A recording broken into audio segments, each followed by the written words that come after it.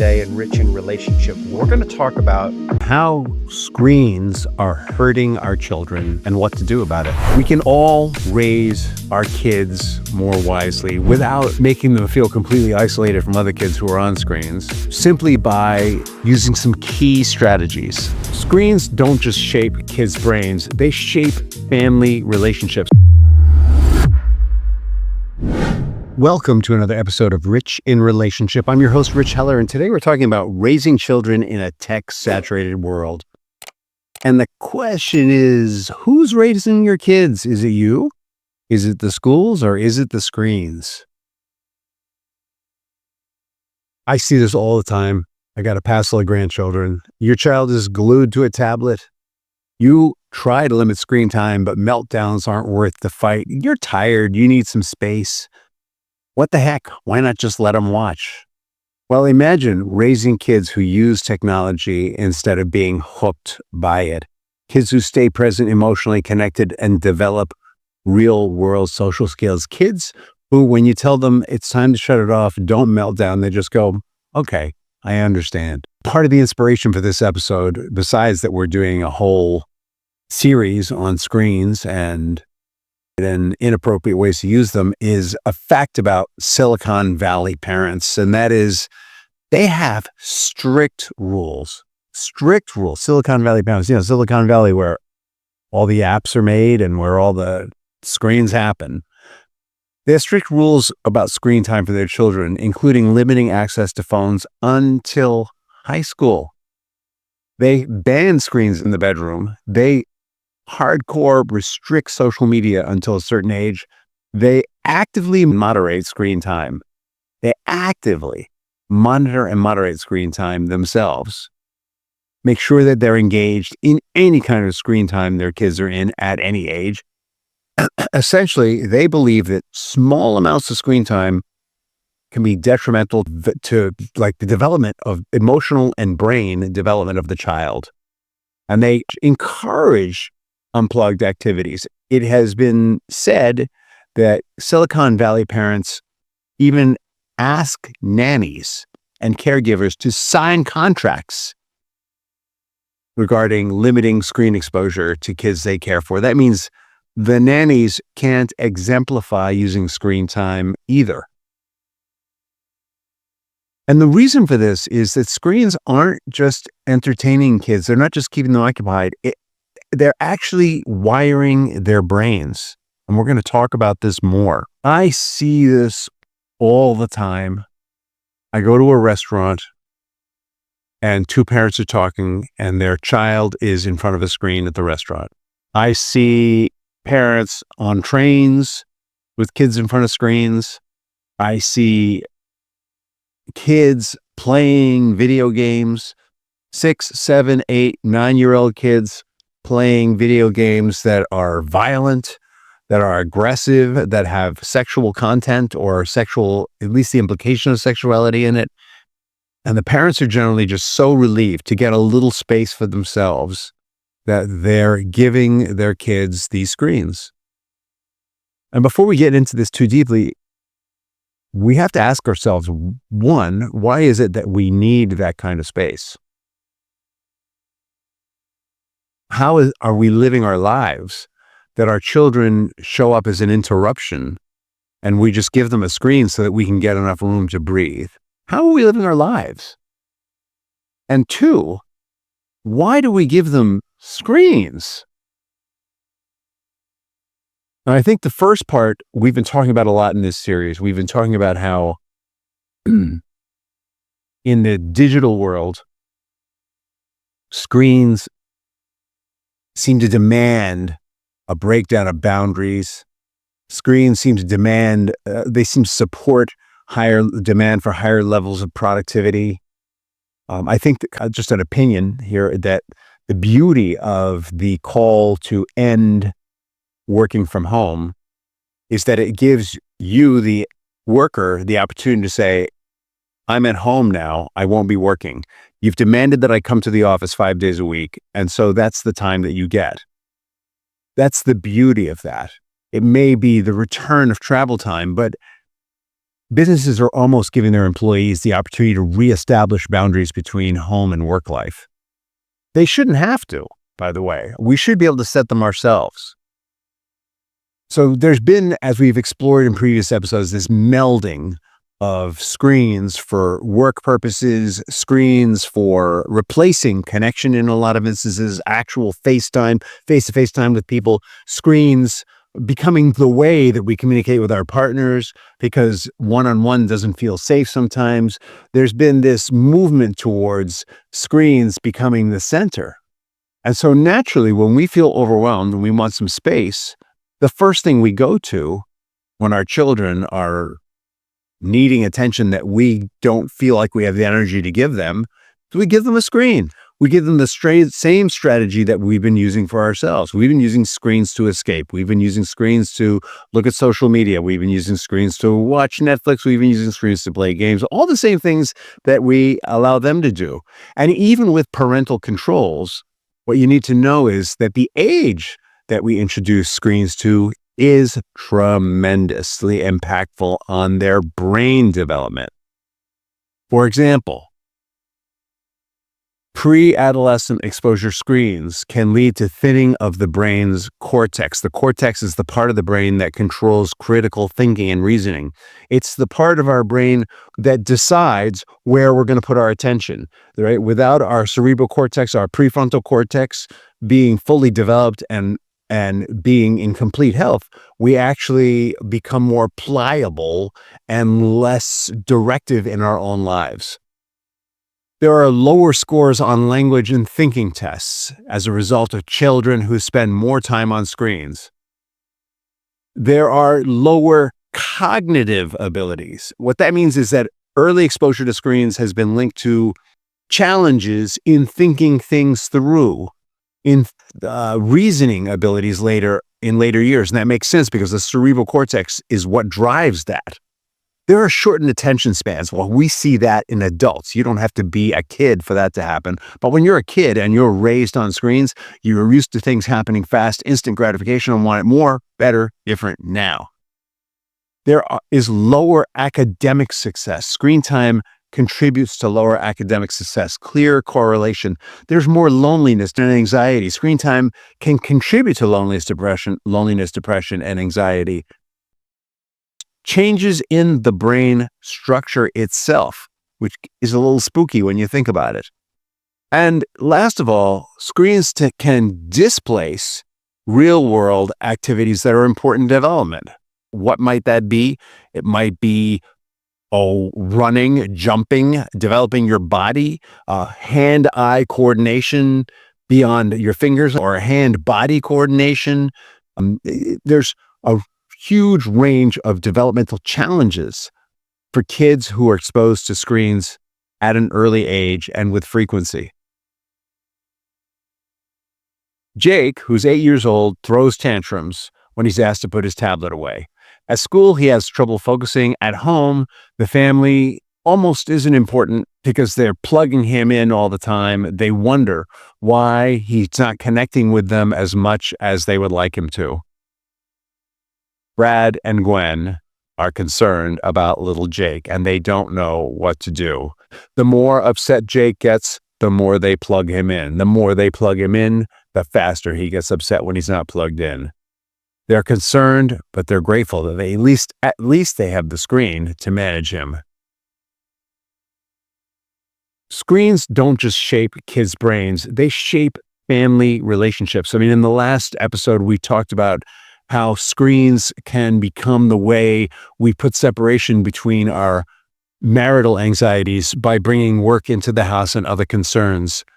Parents model screen habits. The reason why those folks in Silicon Valley do not want their nannies modeling screen behavior in front of the kids is they don't want their kids to always be checking emails. They don't want them to always be scrolling. They don't want them to be on social media nonstop. They don't want them to be comparing their insides to other people's outsides. On social media, people present perfect pictures of who they are and never or rarely what's going on in the inside that might be in opposition to that. And it's even adolescent kids who go through periods of insecurity, and they see that it can be very impactful. There's this story I read about this summer. Oh no, it was this summer, last summer in 24, of this young man who was feeling really alone and depressed. His parents were working full time, nice, lovely parents, healthy marriage apparently, and he developed a relationship with chat. He renamed his AI in chat to the name of a heroine from a book he was reading. He fell in love with it. He told the heroine that he was feeling lonely and was feeling suicidal. At first, chat said that's really not a good idea. Then he said to chat, to the AI that he had named the name of this heroine that he was in love with from this book series he was reading, he said, "I'm going to be coming to see you soon." And Chad didn't understand that that meant that he was going to take his life, and said, "Wonderful, I'm looking forward to it." And he killed himself within 24 hours. This is the depth of loneliness and isolation that can occur. And the end result could be not only is your kid escaping into screens, but disappears completely. Screen time increases behavioral challenges. Kids struggle with emotional regulation when they get what they want all the time, when they have instant gratification. Brad and Gwen, in addressing their problems with Jake, first realized that they had been modeling behavior that wasn't so great for him. Brad had been letting work come home. So had Gwen. They were on their screens all the time. They were at screens at dinner. They watched Netflix all the time. Little Jake was watching all the same stuff. There were no filters. They decided to lead by example. First, they focused on their marriage. They set an intention for reestablishing safety. And then they focused on Jake, and they started limiting his screen time. First, they set hardcore parental controls so that he could not play violent games, so that he could not consume anything that would have been PG or less, 30 years ago. I don't know what that means today. They were super, and Jake had a fit. He had a cow. And after a week or two, Jake settled down. Brad and Gwen knew this was going to happen. They saw from their own withdrawal from screens that there was going to be some challenges, but they knew that it would get better, and it did. We can all raise our kids more wisely without making them feel completely isolated from other kids who are on screens, simply by using some key strategies. And the obvious strategies that are working come from the folks who are producing this content. But for those of us who maybe didn't start out with Silicon Valley rules, and we need to roll the time back a little, you aren't going to want to create some family screen rules together. Right? You could just start dictating rules to your child who's had a phone or who's had screens for some time, and they wouldn't understand. And you could say, "Well, it's not good for you." And they might say, "Well, why'd you let me do it before?" Or, "You use screens, da da da da da." A more productive way to approach it would be to sit down and, for both parents and the children, to talk about it together. For both parents to say, "We have all been using screens in ways that aren't helping our family. Here's the way to frame this conversation." Instead of talking about how you're using screens that isn't helping, you want to have a conversation with your family about how to use screens in a way that will help. The conversation you want to have with your children is, what does it mean to be successful and to feel fulfilled, right? And talk about fulfillment in terms of the body, right? What makes my body happy? Is it just sitting in a chair and creating podcasts all day long? No, no, no, no, no.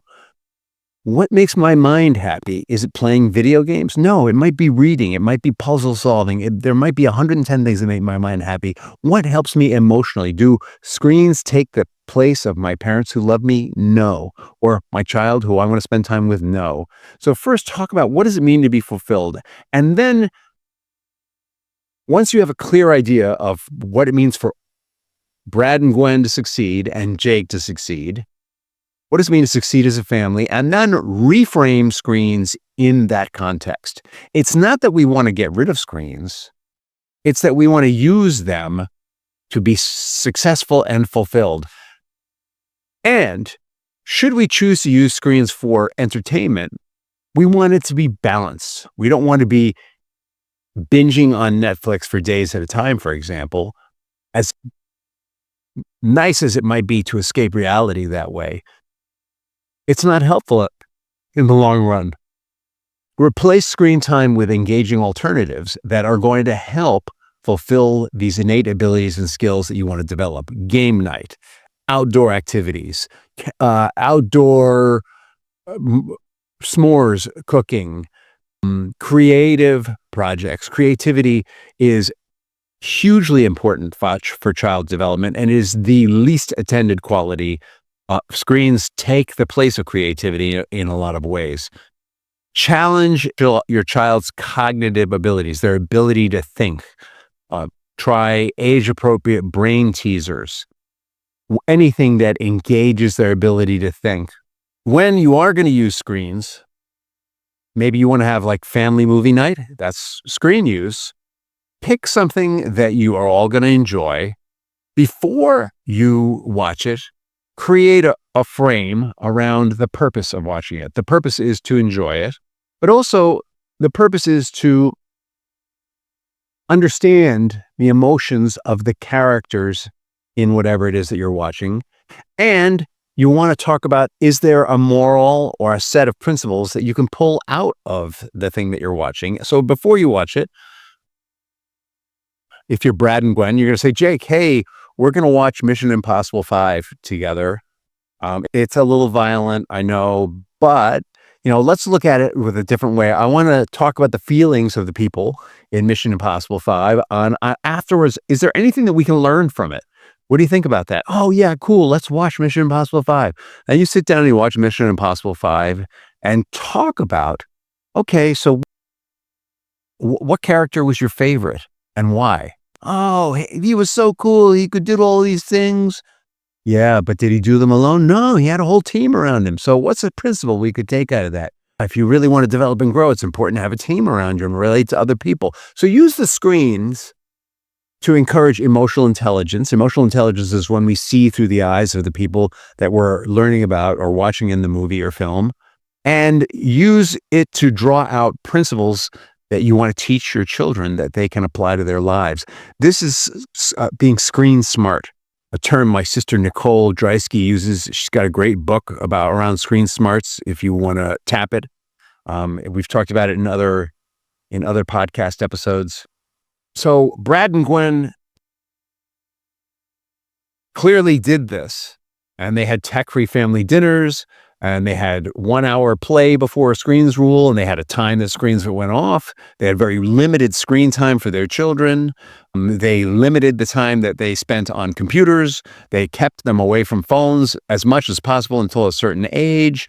It was very embarrassing for them at times, for Jake at time and their other child, but they pulled it off, and they used this screen smart strategy I just shared with you. And when the kids came back and said, how come we can't have the things the other kids have? They explained to them, it's not good for your development to be watching this at this time. And the reason why we don't use screens in the home is it's not good for our family. We only want, the reason is that we're going to use screens in a way that's positive and not in a way that's negative. And so if those other kids are using them in a way that's negative, just get that their families aren't showing that they care for them as much as we show that we care for you. Screens are everywhere.